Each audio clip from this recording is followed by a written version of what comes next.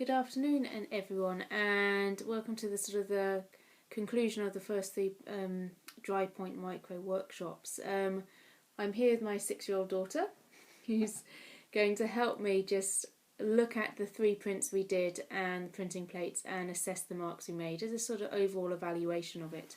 She's probably going to ask some questions that as adults are too scared to ask because we all think they're very naive and simple, but actually they are brilliant questions. So the first plate, please. Thank you. That was number 1 plate. That was just the line work. And number 1 print. Can we have our first question, please? Yes. How did you do those squiggles down there? These squiggles down here were done with the end of a piece of a millimetre diameter wire, just sort of scraped along. Pressure sensitive, the harder I pressed, the darker it went. You'll see the ones just here are slightly lighter, so I didn't press as hard. How did you do those dots? These dots up here, which are the, what do you think they are? Smoke. Smoke, exactly. They were done with my great-granny-in-law's dressmaking roulette, which has little spikes on a wheel.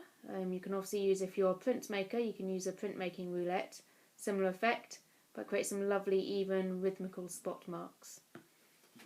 How did you do those little grass down there? The little grass here, Yes. they were done with the etching needle. The etching needle was also used to draw the billy can area and behind the moon. Again, pressure sensitive. The harder you press, the darker the line. Okay, moving on to number 2. Printing plate, please. Which one's that? That's it. Awesome, thank you. Number 2 plate. We started to add a bit of textual work. And number 2 print.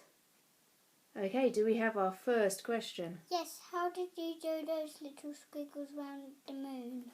So these little squiggles here around the moon, yeah, they were done with the end of a copper pipe, like the ones in our kitchen up there. A plumbing pipe.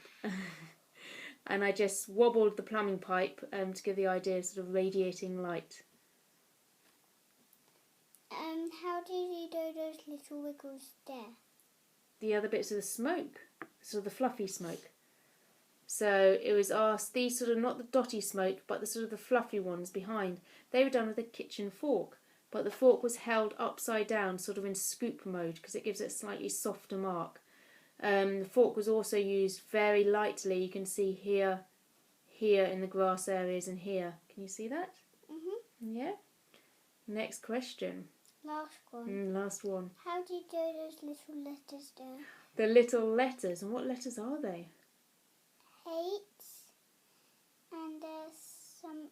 I think there's some F too. There is, isn't there? There's a hidden one in there and a few in there. They were done with tiny little bits of, I think it was size 9 type. And I hit them in with a stone hammer. It just gives it, it's quite nice to give it this abstracted form for flower heads or grass seeds. And they're also really nice bold marks. I'm just going to add, actually, do you want to do one more question? You got another question? How did you do those black bits in the middle there? Of the, can you remember what this is? It's our cave, isn't it? Cave. So the black bits here, they were done with a combination of the lemon and lime zester and what was it? I think it was the sandpaper as well. And I really scuffed it up, so the black areas are where I exposed the grey card underneath to hold a lot of ink. So I'll just quickly zoom that in. Okay, and finally the last plate, please. Yes. Thank you. So there's our final plate. You'll notice I've left the ink on all of these. It's just for ease of everyone seeing the marks we've made. And here is the printing plate. Have you got a question? Yes, how did you make that bit really light? Good question. That's the how did we make the moon really light? When I inked it up, I then put my finger in the rag and I just removed some of the excess ink to give it a really white area. You'll notice with paper dry point there's a general what's called plate tone. The plate tone is describing the residual ink left on the printing plate before it gets put in the press. What I find with paper dry point is if you try to wipe the plate back to make it white as it started its life, you actually end up removing too much ink, which is it's kind of, you have to leave a little bit of ink on to keep your marks. Unlike with etching, where you do try to wipe the plate clean to get crisp marks, paper dry point is, the embossed lines are not as deep as with an etching. So I tend to leave a little bit of the plate tone ink on. So that also allows me, if I want to be specific to remove white areas, such as the moon, then I can do with a rag or cotton bud. Just to highlight it. Thank you. What's the next question? How do you make those so black? What are they? The trees. The trees. Yes, we've made them blacker. If I show you the previous one. We gave them a bit more depth with an edge, one of the holes of a zester, and just scraped it down. It gave it a really bit of depth, and it was only in the foreground trees, just to sort of give them a bit of oomph and a bit of bite. How did you make those so black again?